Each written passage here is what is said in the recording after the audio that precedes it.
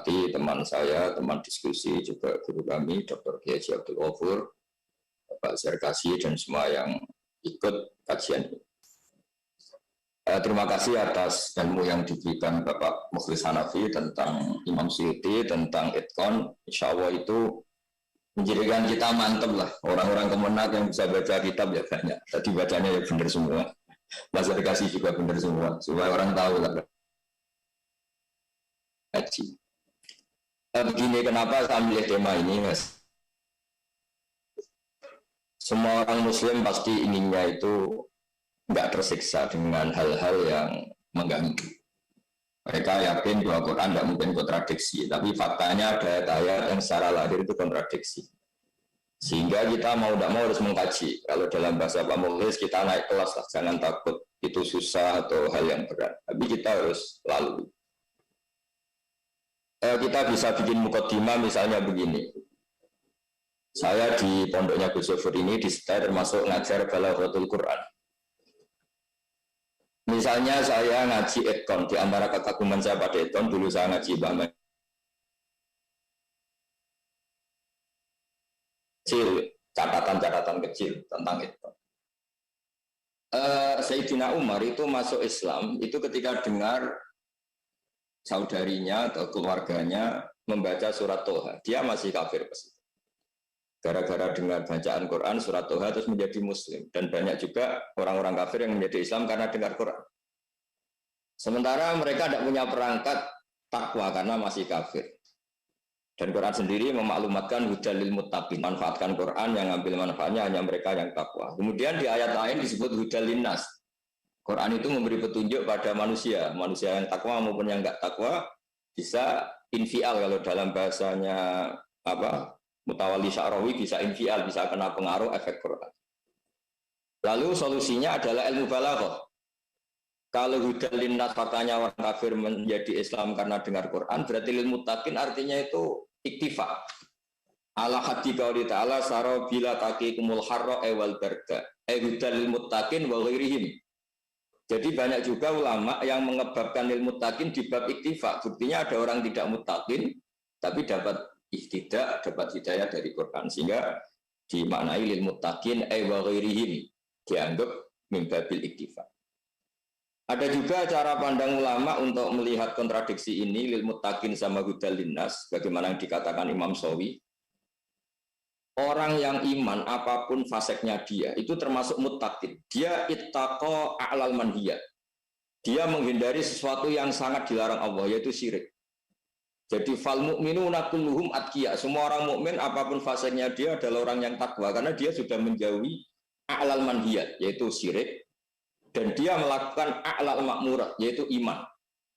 Sehingga dengan dengan definisi seperti ini, porsi seperti ini, kayaknya semua kita ini muttaqin. Meskipun ya banyak yang nggak percaya karena mungkin kita yang macam-macam itu, tapi bisa juga asyirka sudah melakukan a'lal makmurat, yaitu iman. Hal-hal seperti ini kan dia harus punya nyali untuk mengungkapkan gimana ini ada hudal linnas, yang satu hudal lil muttaqin.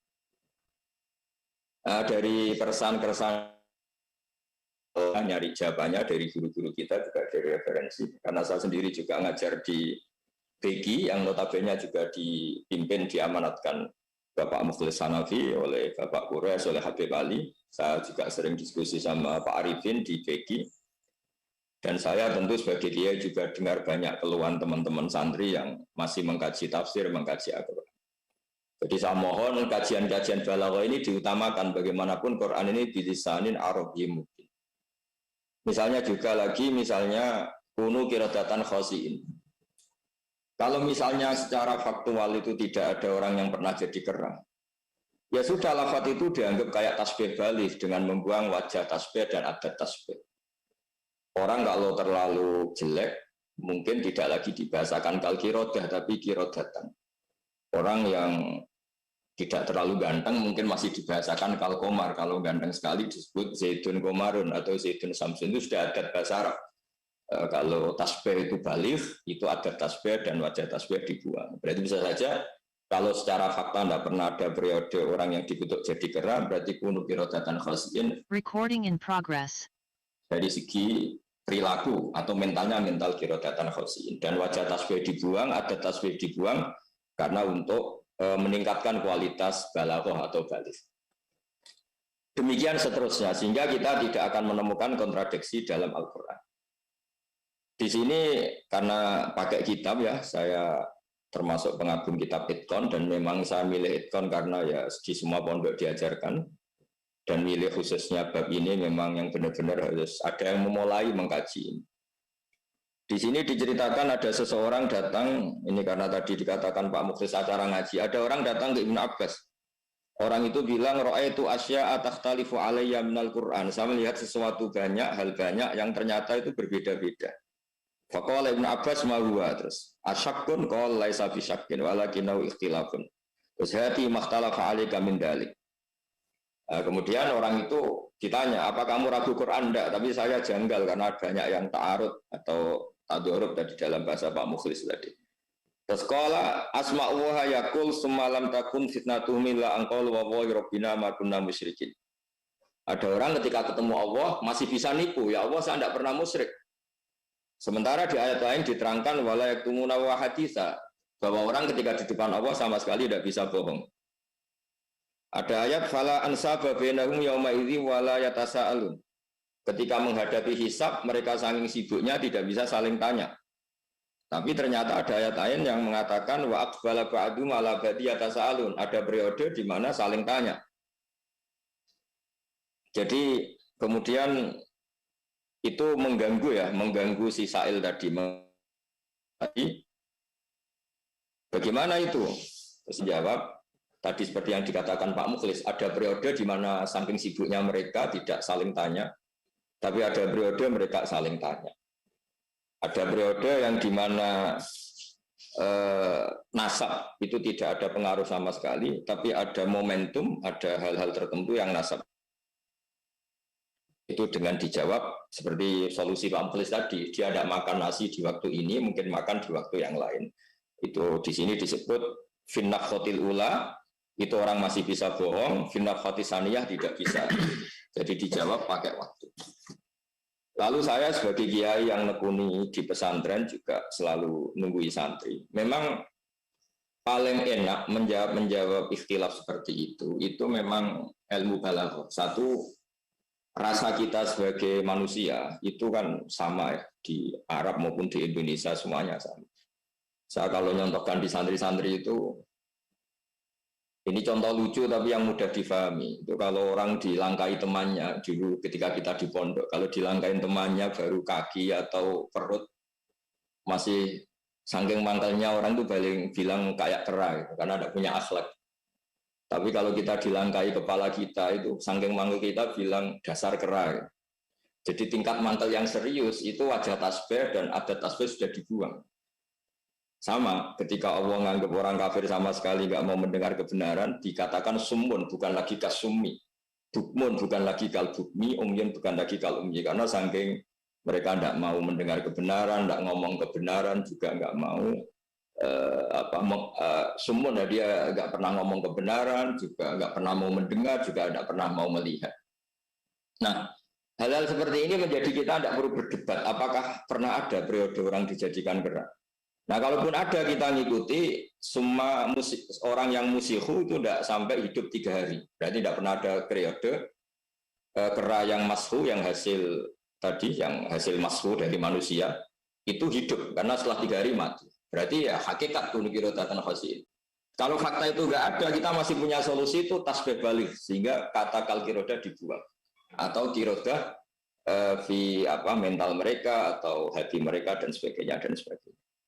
Tapi apapun itu saya mohon semua pencinta Quran kita mengkaji, mau belajar, mau mendengar. Lalu tadi juga disidang Pak Mukhlis Uni Rasem itu, saya pernah menulis dokumen Rasem Utsmani dari berbagai perpustakaan di Mekah maupun dari Yaman yang memang benar-benar bentuknya Rasem Utsmani ditemukan zaman Sayyidina Utsman. Memang kan ilmu-ilmu yang mungkin sudah nggak dikaji itu ya fihi rijalu, ya ada orang-orang yang masih mengkaji. Misalnya orang sekarang mungkin janggal ya. Walam yakul lahu kufuwan ahad misalnya ada saja di antara qori sab'ah yang membaca kuf'an atau kufuan. Karena setelah Imam Khalil bin Ahmad Al-Faruhidi itu menulis hamzah dengan Rasul Ain, kufuan itu ditulis pakai wawu kok dibaca kuf'an. Juga sebaliknya yang ada hamzah ternyata agak dibaca. Nah ini memang saya juga agak bisa membayangkan kesulitan Pak Mukhlis dan kawan-kawan di Lajnah Pentasbih. Bagaimana mungkin kita menulis Rasul Utsmani, sementara kita tahu hamzah itu tidak ada. Hamzah yang Rasul ini tidak ada, karena orang Arab itu bilang ja'a umru'un, niatnya hamzah ala suratil wawi, bilang ra'aitu imro'an niatnya alif, niatnya hamzah suratil alif, marotu bimri'in niatnya itu hamzah ala suratil ya. Sehingga hamzah memang huruf yang enggak punya bentuk. Lalu setelah kita memilih sebagai muhammis, orang yang menghamzahkan itu, mau tidak mau harus nulis dengan Rasul Aini. Kita baca wanab bihum andaifi Ibrahim. Tapi tetap saja di Rasul Utsmani suratul ya. Ya kayak adzibu, karena di Rasul Utsmani suratul ya ada yang baca zib. Begitu juga hayy ta'alak dan seterusnya dan seterusnya. Memang kajian seperti itu juga fihi rijalu, karena punya tantangan yang luar biasa. Di Idqon sampai diterangkan masalah hamazat itu, masalah hamzah, katanya layak fiha mujalladun wahid. Menulis hamazat jumlahnya itu tidak cukup satu jilid. Oke, itu tidak dalam bahasan kita, tapi saya senang itu di muqaddimah supaya suatu saat memang dikaji. Kenapa kita milih? Makanya ketika Kemenak mengharuskan Rasul Utsmani, yang bingung juga kita sebagai orang Indonesia yang dulu pakai Quran cetakan India, Kudus, yang semuanya ada Rasul Utsmani katanya. Padahal Rasul Utsmani yang sekarang pun mau tidak mau harus nulis ada hamzah yang Rasul Aini untuk yang mau tidak mau kita menghilang dari lain yang baca Quran mangkel karena nggak punya ruang kan setelah ditulis kufuan biwahiri Rasul Ain tanpa ada tulisan hamzah. Ya kita tidak tahu solusinya gimana, memang nggak ada pilihan dalam hal seperti itu.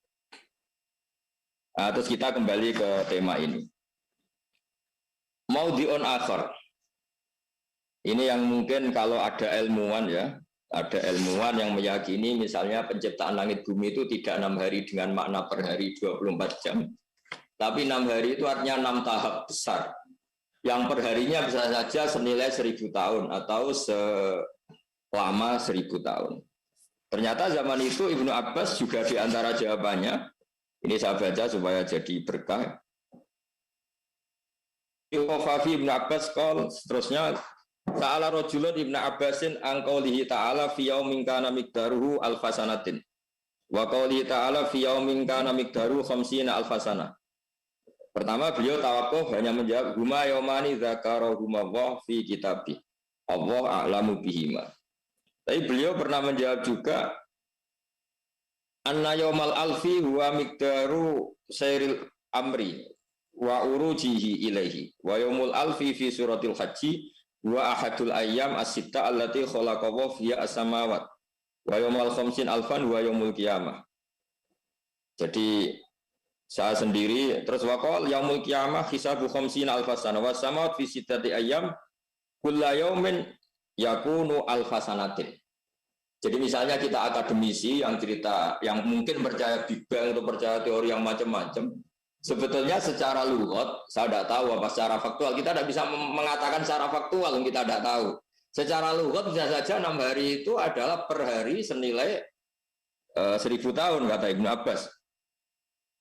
Artinya kata yaum itu kan kulla yaumin huwa fisan, kulla khinin wa kulla waqtin huwa fisan. Bukan setiap 24 jam.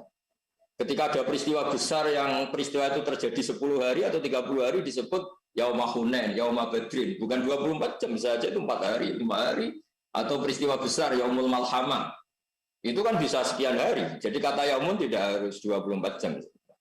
Tapi harus dibiasakan menjawab menurut lughat, karena kita tidak ngerti hakikat.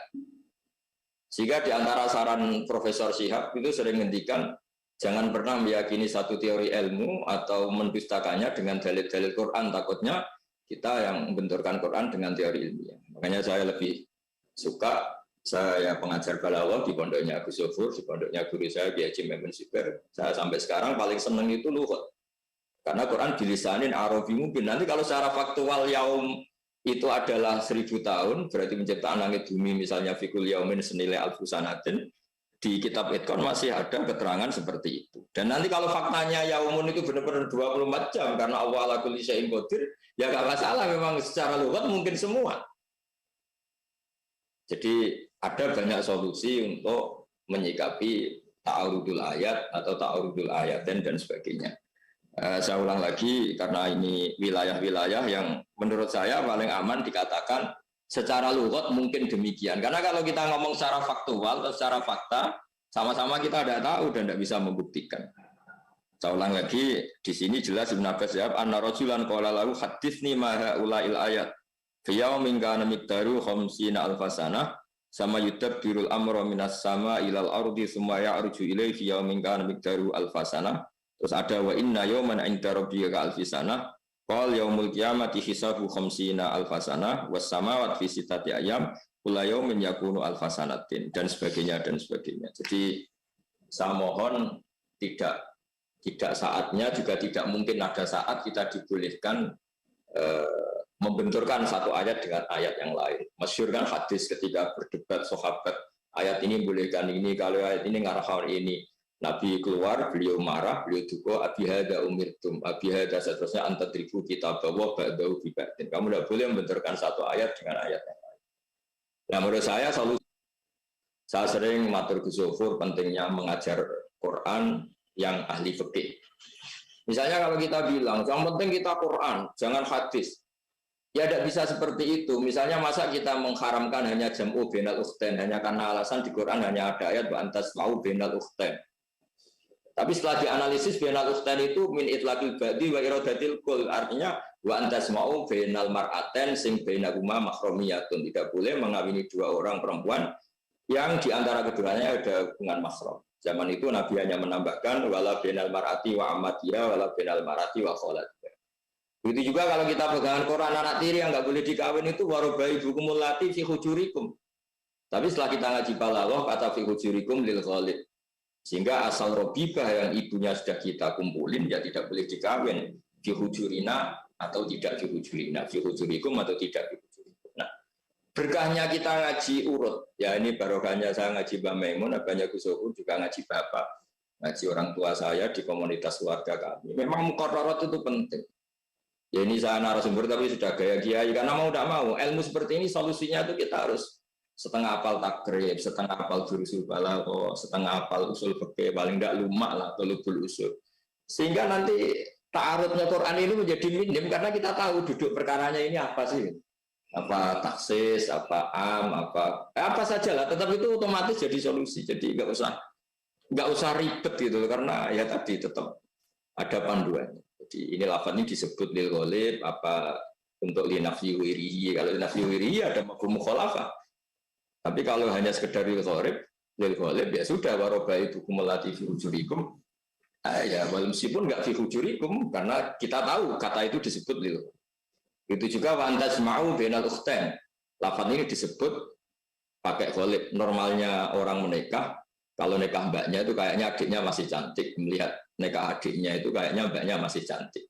Tapi kan nggak perlu dilarang, jangan nikahi Sri dan mbahnya. Masa kita cinta sama anak 17 tahun juga mbahnya yang 70 tahun, itu nggak usah dilarang pun kalau orang normal ya nggak kepikiran kan. Jadi nggak perlu Allah ngendikan wa antasma'u bainal mar'ati wa jaddatiha. Masa iya gitu. Jadi kalau bainal ukhtain ya masih agak-agak gimana. Kalau di Jawa kan ada munggahi, ada ngeduni. Mbaknya mati mungkin ada orang tertentu yang matur nuwun itu ada mbak karena bisa ngeduni adiknya gitu. Makanya itu disebut wantas mau bainal ukhtain karena normalnya orang hanya tertarik bainal ukhtain bukan bainal mar'ati wa jaddati. Tapi filosofi pelarangannya tetap semuanya dilarang. Al jam'u bainal mar'ah wa kholatiha wa ammatiha wa la bainal mar'ah wa jaddatiha dan seterusnya dan seterusnya.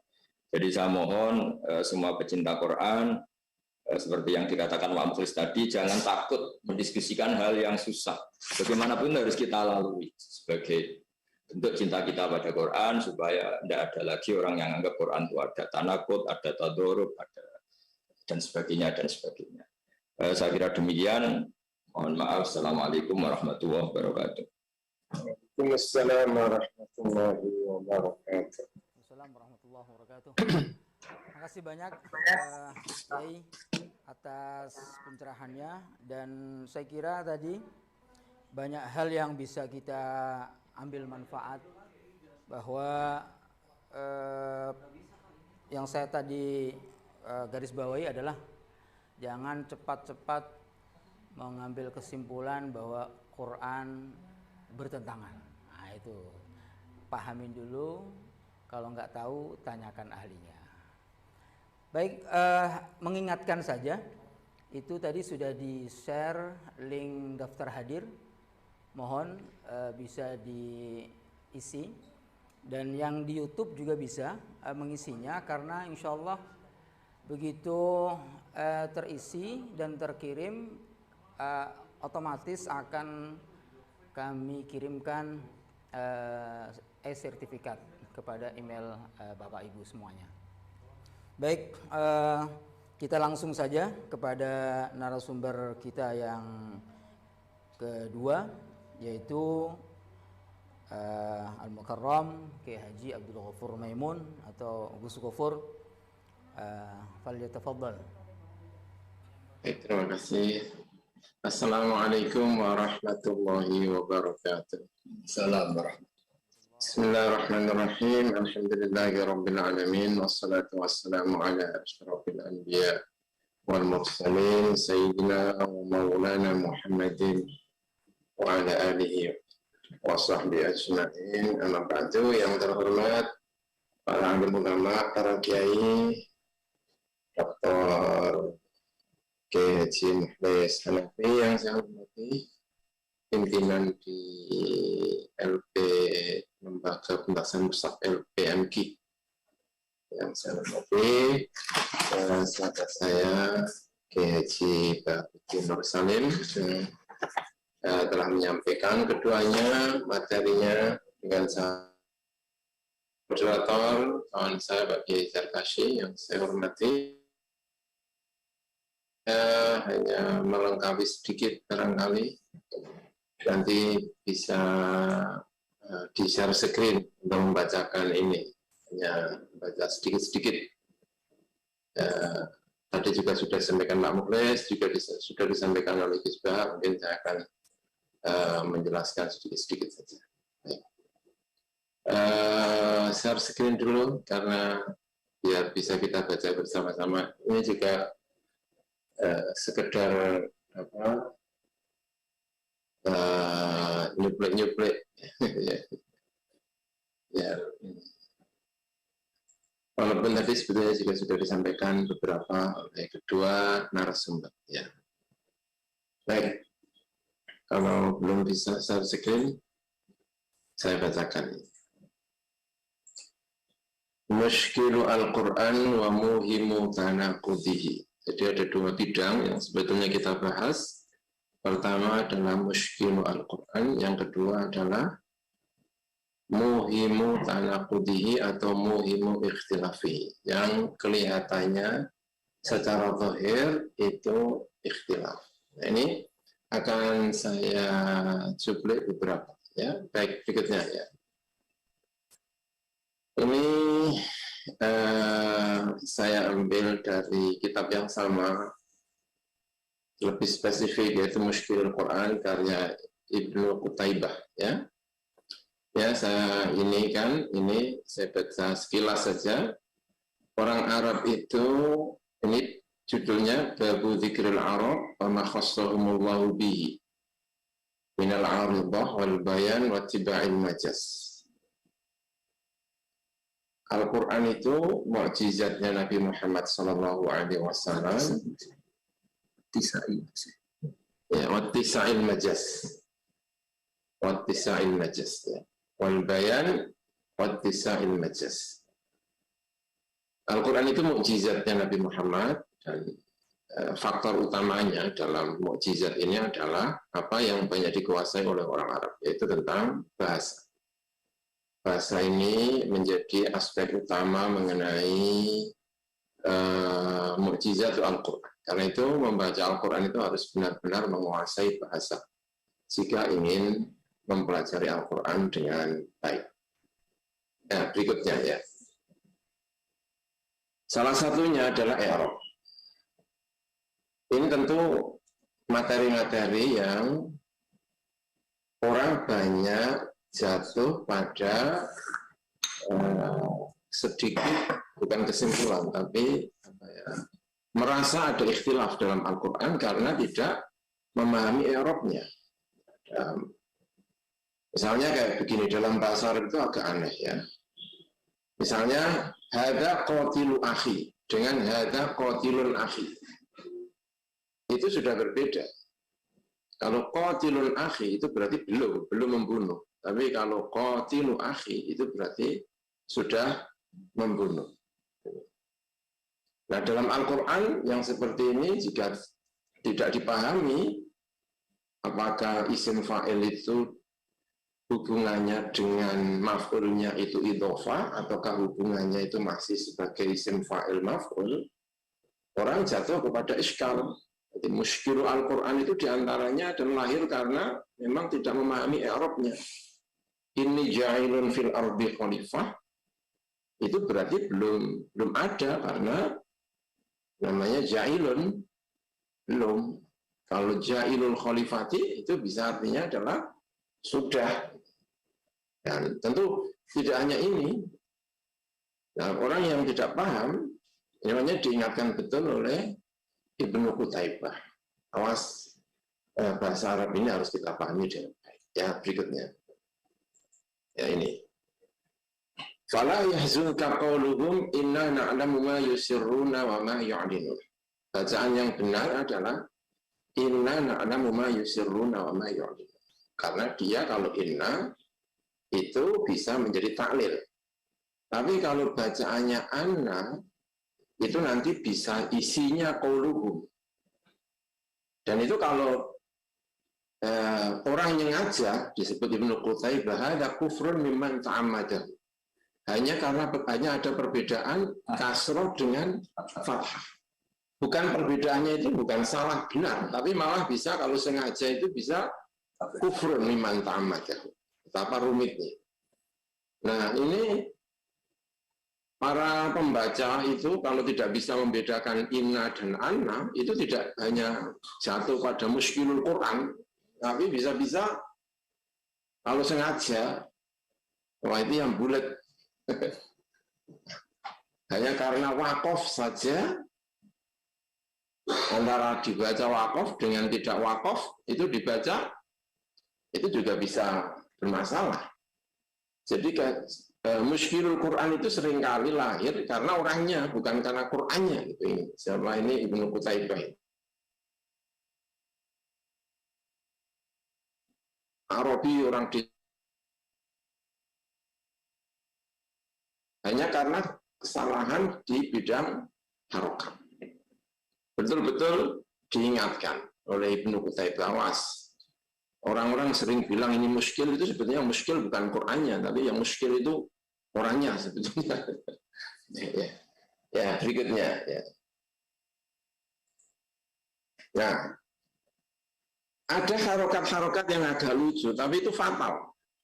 Misalnya ya, ini bahasa Arab itu harokat itu bisa fatal. Rojulun lu'natun dengan rojulun lu'anatun. Hanya satu bedanya. Lu'natun sama lu'anatun. Itu bisa berbeda.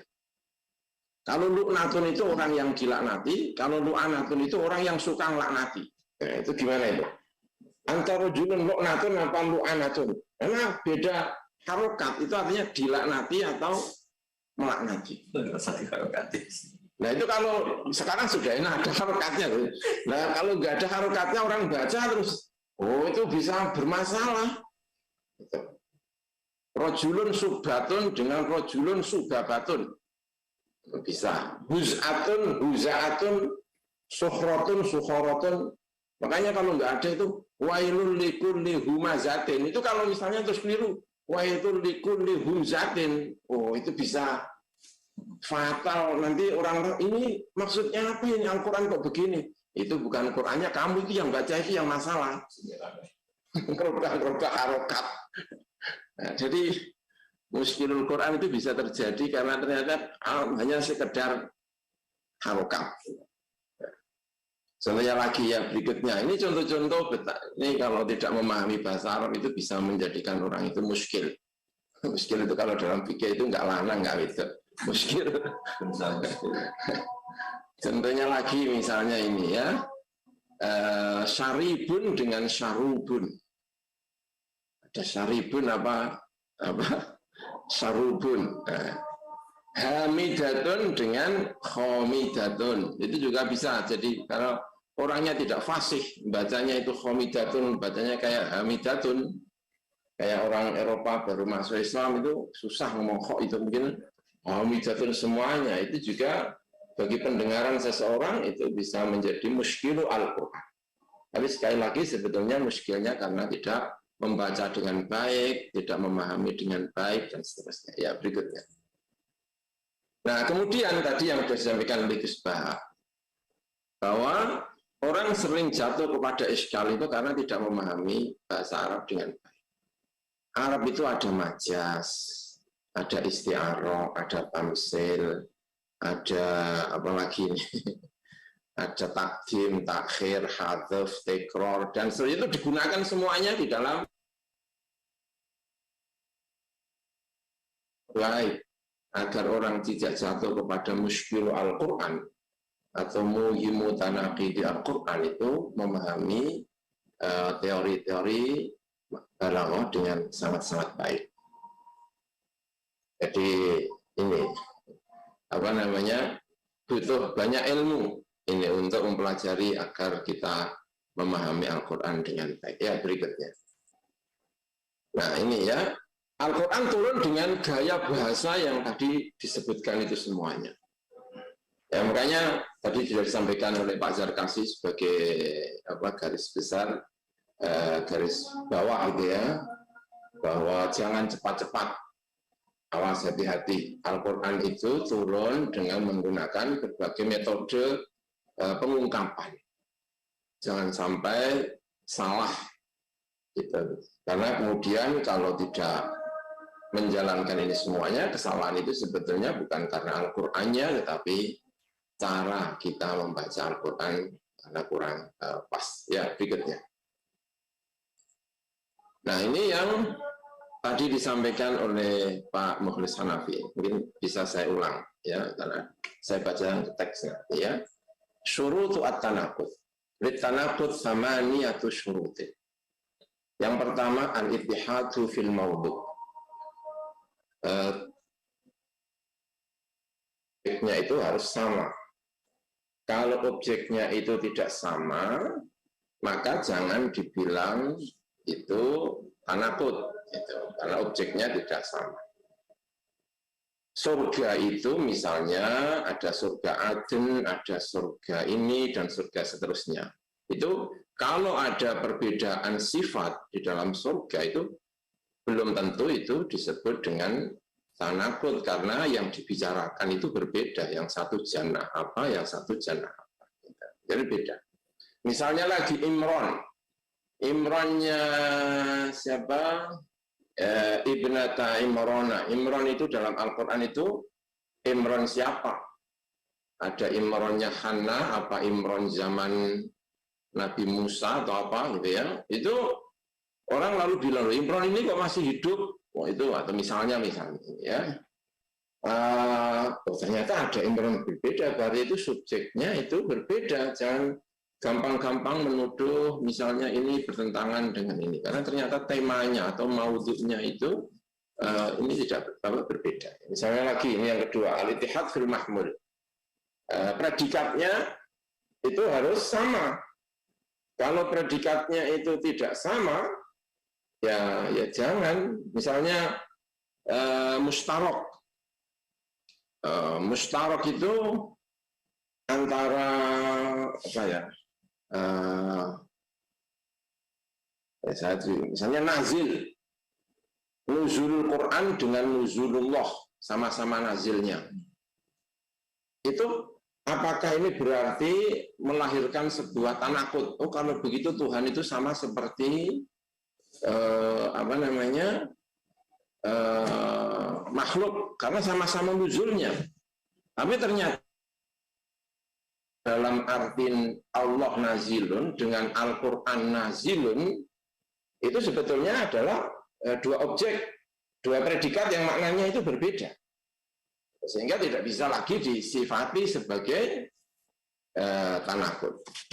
Ya, berikutnya al-ittihad fi zaman. Ya, tadi disebutkan oleh beberapa, juga disebutkan oleh Gus Bahak tentang apa namanya, yang berbicara dengan tidak itu ya, la ansaba lahum. Waktunya kapan ketika tidak punya nasab, dan waktunya kapan ketika yauma yafirul mar'u min akhihi wa ummihi ila akhirih, lalu kapan ketika mereka saling bercengkrama. Ini ternyata bisa jadi adalah waktunya yang berbeda, sehingga Al-Quran itu tidak bertanakut, tetapi karena memang waktunya berbeda. Nah, kemudian al-ittihad fil makan, tempat yang berbeda. Tempatnya tadi seperti disampaikan oleh Ibnu Abbas, karena di dalam kiamat itu juga bisa disebut zaman, tapi juga sekaligus bisa disebut mungkin makan, karena waktu membentang hari kiamat itu adalah tadi disebutkan 50 khamsina alfasanah. Itu tentu membentang berbagai tempat dan mungkin juga membentang berbagai waktu. Ada berbagai kejadian di tempat-tempat itu, dan Al-Quran membidik beberapa tempat dan beberapa waktu di antara itu, sehingga apa yang dibicarakan di waktu ini tidak terjadi di waktu yang lain. Itu misalnya ya. Berikutnya Pak. Ya, al-ittihad fil idhofah. Ya, idhofah. Dalam Al-Quran itu misalnya waman azlamu itu banyak sekali itu. Waman azlamu mimman mana'a masajidallah, dan itu juga ada di dalam kitab Al-Quran. Waman azlamu mimman mana'a masajidallah, waman azlamu man iftara 'ala Allah, itu sebenarnya lebih zalim itu apa? Nah, itu zalim dalam segi apa? Dalam segi ini. Nah, itu namanya al-ittihad fil idhofah. Orang yang tidak paham, oh itu langsung memutusi gitu aja, ini kayaknya kontradiksi, ini lebih zalim daripada ini. Misalnya Nabi Muhammad ditanya, man afdalun nas, ya, afdalul a'mal apa ya? Nah, itu mungkin saya hanya berteori, tapi yang bisa memaknai dengan baik ini Gus Bah, ini bisa memaknai dengan baik. Padahal kanjeng Nabi, man afdalu al-amal jihad, man afdalu apa? Birrul walidain, sama as-sholat. Nah, itu apakah itu bertentangan? Ya enggak, karena yang nanya juga bisa-bisa beda gitu. Orang fakir ditanya, afdalu amal apa? Zakat. Ya blenger orang fakir kan zakat. Ya mungkin dia itu kalau ditanya apa gitu ya, sabar atau apa gitu. Nah, itu namanya idhofah. Dan Al-Quran itu juga bentangan waktunya 23 tahun, pembicaraannya juga dalam berbagai konteks, sebagai ini, sehingga idhofah. Nah, kemudian ada lagi al-ittihad fil quwwah wal fi'li. Ittihad fil quwwah wal fi'li itu Nabi Isa itu sebelum jadi nabi itu sudah disebut nabian misalnya. Tapi itu belum nabi betul, itu namanya nabiun fil quwwah. Punya potensi dan akan menjadi seorang nabi. Tapi dia sebetulnya hari ini belum. Dalam balaghah kadang disebut baru makana, apa baru maya kuno gitu ya, gitu. Di dalam perkiraannya, itu dalam Al-Quran juga kayaknya yang seperti ini juga kalau tidak dipahami orang juga akan salah di dalam ini. Nah, kemudian ittihad fil juz'i wal kulli. Kamu sudah makan? Belum semuanya. sudah sebagiannya. Jadi kadang belum, kadang sudah, karena ini. Apakah kaum itu datang? Ya, kaum itu datang. Karena sebagiannya tidak. Ada yang mana, oh tidak datang. Al-Quran juga saya kira ada yang seperti ini. Walaupun kalau disuruh nyari contohnya yang cepat ini, pokoknya nanti kalau ada yang nanya, saya ini yang tahu contohnya. Karena beliau ini baik penguasanya, ini teori-teorinya. Kemudian al-ittihadu fi syarti. Ya, syarat. Karena ternyata ini syarat-syarat tertentu. Ya, dan kalau tidak syarat tertentu maka tidak jadi. ini juga ada tentu saja saya kira di dalam Al-Quran Al-Karim seperti tadi disampaikan oleh Pak Mulya soal syarat 8 ini. Nah, jika 8 ini tidak terpenuhi, apalagi kalau syarat utamanya yang satu nafi, yang satu isbat itu tidak ada, itu malah sudah namanya sudah tidak lagi tanakut. Syarat isbat nafinya saja, isbat sama nafinya tidak ada. Seperti orang tidak memahami qiraah. Ini yang Quran yang mana ini? Qurannya itu, kami itu mengatakan kalau yang ini Quran berarti ini tidak Quran. Itu karena dia nggak tahu qiraah. Orang baca qiraahnya dengarkan Muammar. Itu Muammar itu mutanakir, dia tidak membaca Al-Quran. Nah, itu malah denger lagi. Karena dia itu karena ternyata itu bukan isbat sama nafi, itu sama-sama isbatnya dia sendiri yang menafikan itu kan, apalagi ya itu kan bulat apa itu. Nah ya berikutnya itu apa namanya, oke teruskan ya sebagai gambarannya. Ini contohnya gambarannya ini, wa ma romaita id romaita walakin Allah harum. Kalimat wa ma romaita itu nafyun birromyi, kamu tidak balang Muhammad. Tapi kalimat idromaita itu kamu juga balang. Jadi dalam satu ayat itu bilangnya kamu tidak balang ketika balang. Nah itu artinya apa? Berarti kan yang pertama mengatakan ma romaita ya Rasulullah. Ayat penggalannya apa? Berikutnya idromaita ya Rasulullah. Kan kayaknya tanakut. Nah yang menjadikan tidak tanakut apanya? Nah, mari kita lihat berikutnya ya. Ini. Nah, ada riwayat anak Nabi sallallahu alaihi wasallam fi ma'rakati Badrin akhadha hafnatan min turabin thumma ramaha al musyrikin falam yabqa ahadun minhum illa wa waqa'a fi turab. Debu yang satu satu tangan ini dilemparkan, kok bisa orang musyrik kena semuanya? Itu sing balang sapa? Ya Rasulullah yang balang mingine tok, tapi sing ngelbokno ngene mungkin segini kok orang musyrik kena semua, kan tidak mungkin. Itu siapa? Ya Gusti Allah. Tapi Muhammad juga membalang. Iya Muhammad membalang. Tapi Muhammad tidak membalang. Iya Muhammad juga membalang. Maksudnya tidak membalang ke mata. Jadi ada aspeknya Nabi, ada aspeknya Gusti Allah, dan itu disebut dalam satu ayat. Wa ma romaita id romaita. Karena romyunya itu dalam satu sisi, dalam satu sisi. Jadi dua pembicaraan yang berbeda, sehingga tidak bisa disebut sebagai lafaz berikutnya. Nah ini yang saya kira tadi mungkin sudah disampaikan oleh Gus Ba soal nas'ala fawarobika la nas'alahum ajma'in amma kanu ya'malun, tapi di satu sisi fayawmahidin la yus'alu an dzambi insun walajan. Dan itu tentu ayatnya tidak hanya itu saja, la tahfasimu ladayya, tapi di satu sisi summa innakum yaumal qiyamati inda rabbikum tahfasimun. Ya, ini kayaknya tanakut. Nah, jawaban-jawaban ini nanti jika ada yang bertanya tentu ini ayat apa, jawabannya seperti apa, nanti biarlah ini bagiannya Gus Ba yang lebih ini. Oke, ya. Dan itu saya kira yang bisa saya sampaikan. Terima kasih yang sebesar-besarnya. Mohon maaf atas segala kekurangan. Wassalamualaikum warahmatullahi wabarakatuh.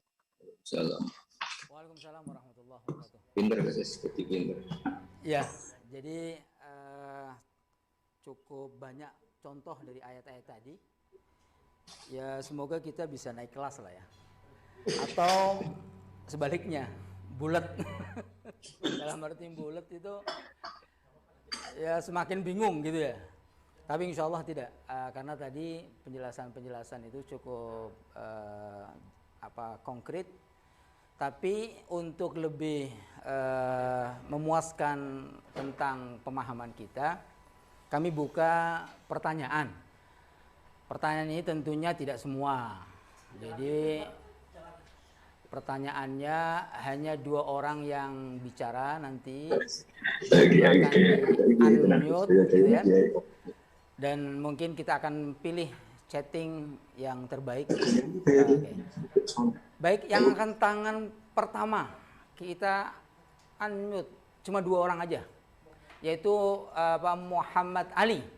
Yang kedua adalah Bapak Ervani Abdullah. Silakan di unmute oleh admin. Baik, terima kasih. Tidak lama-lama ya, sebut terima nama. kasih. Ya, baik. Terima kasih kesempatan yang diberikan kepada saya. Pertama kepada Gus Baha. Assalamualaikum Kiai. Kiai tadi menyebutkan bahwa orang fasik itu belum sampai pada derajat orang syirik karena memang ada masih menyimpan potensi keimanan. Tadi saya dengar begitu, kurang lebih begitu saya mau nanya Kiai, bagaimana halnya di surah As-Sajdah itu wa amman ladzina fasaqu fama'wahumun nar kullama aradu an yakhruju minha u'idu dan seterusnya. Saya memahami ayat itu Kiai bahwa di sana itu insya Allah orang musyrik, tetapi mereka disebut oleh Allah sebagai orang fasik. Saya katakan orang musyrik menurut pemahaman saya Kiai, karena ada tidak bisa keluar dari neraka. Bukankah yang tidak bisa keluar dari neraka itu hanya orang-orang syirik? Jadi apakah ayat itu menunjukkan orang musyrik atau orang beriman yang melakukan kefasikan? Nah, ini satu. Kedua kepada Gus Ghafur, bagaimana mempertemukan ayat di ayat As-Sajdah itu yudabbirul amra minas sama'i ilal ardi summa ya'ruju ilaihi fi yawmin kana miqdaru alfasanah. Sedangkan di surah Al-Ma'arij ta'arujul malaika wa ruhu kana miqdaru khamsin alfasanah. Jadi at-taufiqu bainahuma ini kadang saya agak kesulitan Gus Ghafur. Padahal ini adalah sama-sama urusan makhluk. Jadi urusan makhluk yang menuju kepada Allah itu mencapai di ayat As-Sajdah 1000 alfasanah, di Al-Ma'arij itu khamsin alfasanah. Matur nuwun Kiai kesempatan yang diberikan kepada saya. Mohon maaf saya terburu-buru karena tadi disuruh cepat-cepat, maka saya nggak konsentrasi. Baik, makasih moderator kesempatan yang diberikan kepada saya. Iya, maksud saya cepat itu tidak mengalor ngidul, maksudnya fokus, tapi tidak mempercepat suara. Baik, langsung kepada Pak Ervani Abdullah. Silakan. Nama, setelah itu fokus. Jadi dia mau kamera sesuatu yang Assalamualaikum warahmatullahi wabarakatuh. Warahmatullahi wabarakatuh. Terima kasih Pak moderator dan host, wabil khusus Gus Baha dan Gus Ghafur. Alhamdulillah. Pertanyaan saya singkat saja. Dalam Al-Quran ada frasa atau ayat Nas lidzakari mislu hadzil unsayain. Kemudian dalam posisi tema ini apakah kemudian kita bisa maknai lidzakari itu bermakna jins, bermakna jinsun. Jadi bukan lidzakaril wahid mislu hadzil unsayain. Artinya dengan demikian kan kalau dimaknai sebagai jins, maka posisi 2/3 buka surat memungkinkan dia sama bagiannya dengan 2 orang anak perempuan. Jadi apakah lidzakar di mana jinsun atau di mana al-adat yani. Demikian. Alhamdulillah. Assalamualaikum warahmatullahi wabarakatuh. Saya kira cukup aja 2 ini. Ada 3 pertanyaan. Mungkin tadi sudah disampaikan. Yang pertama ke Gus Ghafur dan Gus Baha, dan kedua ini ke Gus Baha. Monggo. Kalau tidak salah tadi yang pertama tentang wa ammal ladzina fasaqu fama'wahum nar. Iya sing mau.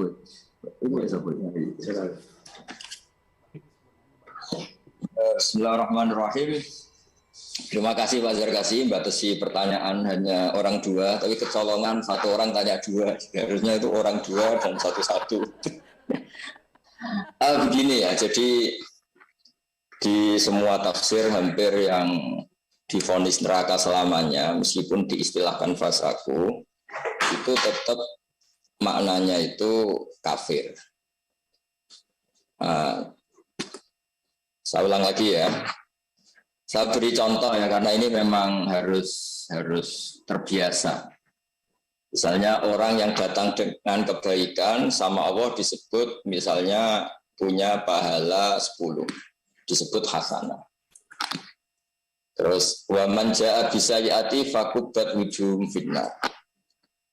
Sayyi'ah itu makna dasarnya itu jelek, tapi kalau punya akibat sampai di neraka selamanya, berarti sayyi'ah di sini bermakna kufri, bermakna kafir. Begitu juga seterusnya kata-kata fasaku atau zolamu yang secara watil lughat itu adalah kesalahan atau keluar dari taat normal. Kalau ancamannya itu neraka selamanya, berarti fasek kelas tertinggi, yaitu syirik.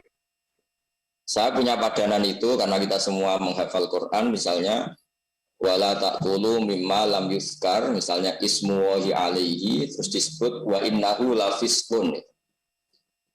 Itu kata Imam Syafi'i maknanya, kamu jangan makan hewan yang disembelih tidak menyebut asma Allah, bersamaan dengan itu malah menyebut asma yang lain. Karena fiskun di Quran itu dimaknai au fiskon uhilla li ghairillahi bih, penyembelihan yang menyebut nama selain Allah.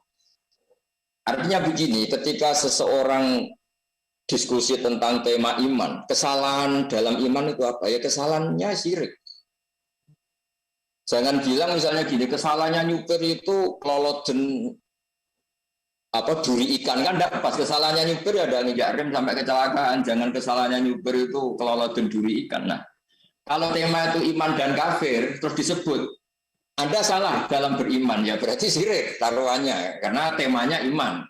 Tapi kalau temanya Anda salah dalam berpuasa, ya tidak sah puasanya. Anda salah dalam sholat, ya tidak sah sholatnya. Jadi belum bima yunasibu. Sehingga ini saya juga lihat di tafsir disebut fasaku bil kufri wat takdzir. Dia melakukan kekafiran dan mendustakan Quran atau mendustakan Rasulullah SAW. Bukan sekedar kefasikan irtikabul kabair atau irtikabus shagha'ir, melakukan dosa-dosa yang sampai dia tidak syirik. Kalau sampean tanya kenapa fasik yang makna dasarnya keluar dari taat kok maknanya syirik dalam ayat itu? Satu, indikasinya dia di neraka selamanya. Padahal selama dia mukmin pasti suatu saat masuk surga. Kedua, tentang pembatasan tema. Misalnya kesalahan orang pakai baju, ya kesalahannya mungkin kewale atau kancing yang atas dipakai kancing di bawah. Masa kesalahannya orang baju itu tadi tersedak duri, kan temanya berbeda. Nah, di tema-tema itulah yang menentukan fasaku evi apa dalam konteks apa, dan seterusnya. Ya, saya kira itu jelas. Semoga ini menjadi maklum untuk tema-tema yang wa man jaa bisayyi'ati, masa datang dengan kejelekan saja fakubat wujuhum finnar, ya itu mesti syirki atau dengan apa, dan itu banyak termasuk ayat-ayat orang-orang yang ketemu Allah dalam keadaan membawa sayyi'at itu tidak diampuni, maksudnya sayyi'at di situ pasti kafir. Kenapa diartikan kafir? Karena ada kaidah innallaha la yaghfiru ayyushraka bihi wa yaghfiru ma duna dzalika liman yasha. Jadi makanya saya tadi muji guru-guru kami sistem pendidikan di pesantren-pesantren Indonesia, muqarrarat, materi pelajaran itu banyak. Sehingga barokahnya materi ini menjadi kaidah untuk menentukan lafaz umum ini maknanya apa, konteksnya apa. Nah, saya kira demikian. Mau syukur yang dia minta betul. Baik, ini ya saya bacakan ini. Saya itu ini aja. Nanti kalau detailnya nanti kita pelajari bersama-sama. Saya ingin membacakan Ibnu Abbas saja biar selamat ya. Ini saya bacakan Ibnu Abbas. Ibnu Abbas an qouli ta'ala itu ya, fi yaumin kana miqdaruhu alfasana. Terus di satu lagi, fi yaumin kana miqdaruhu khamsina alfasana. Katanya Ibnu Abbas itu lucu, dan saya pikir saya tak ikut aja lah itu. Kata Ibnu Abbas, huma yaumani dzakarohuma Allahu ta'ala fi kitabi Allahu a'lam. Pokoknya ada gitu disebut Al-Quran wallahu a'lam. Jadi Ibnu Abbas itu pernah dalam hidupnya itu ternyata jawabannya itu wallahu a'lam. Walaupun dalam riwayat yang lain itu ada riwayatnya. Jadi kalau waktu yang sempit ini saya jawab wallahu a'lam, itu saya kira saya sudah mengikuti Ibnu Abbas itu. Sudah pinter.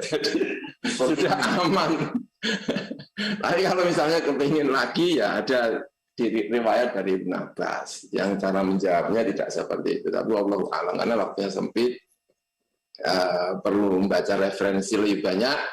Nah itu walhasil al ilmu ilmani, ilmun ta'lamuhu wa ilmun la ta'lamuhu.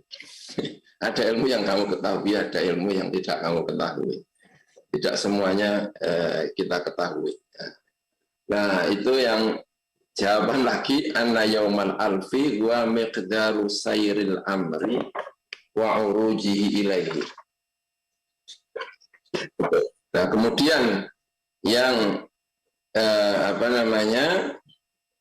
yang khamsina alfasana tadi itu adalah disebut di sini wa yaumul khamsina alfan wa yaumul qiyamah.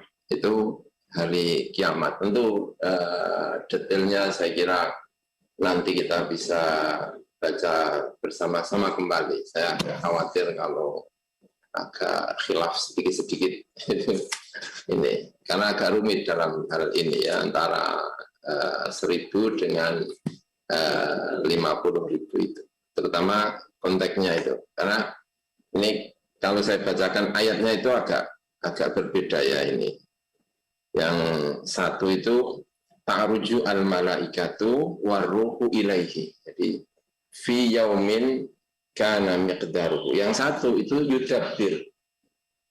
Yang satu itu soal ta'rujul malaika, yang satu itu yudabbirul amra minas samai ilal ardi thumma ya'ruju ilaihi fi yaumin kana miqdaruhu alfasanatin mimma. Itu saya kira ya. Para panjang. Terima kasih sekali. Untuk yang tadi ditakari misal hadil unsayain, ya setahu saya kalau itu dimaknai jenis, itu ya bisa. Karena jenisnya itu tidak hanya soal anak, tetapi jenisnya itu kan, ini jenis mengenai asobah. Asobah itu kalau ada laki-laki dengan perempuan, asobah itu ditakari misal hadil unsayain. Akhun dengan ukhtun. Jika terjadi asobah, setahu saya juga itu lidzakari misal hadil unsayain. Akhun dengan ukhtun yang di abawain, ada akhun dan ukhtun yang di abin, ibnun dengan bintun, ibnu ibnin dengan bintu ibnin, karena adzakaru yu'asibu al-mar'ah yang sebelumnya dawatil furud, segala hal yang berkaitan dengan ini, setahu saya itu yang sudah asobah ya, sudah asobah itu lidzakari mithlu hadil unsayain. Ya itu, terima kasih. Jadi kalau dimaknai itu sebagai jenis itu ya saya kira bisa ya. Terima kasih. Dalam artian tadi itu ya, dalam arti itu tadi asobah tidak hanya asobah anak, tetapi juga bisa akhun dan seterusnya. Ya terima kasih.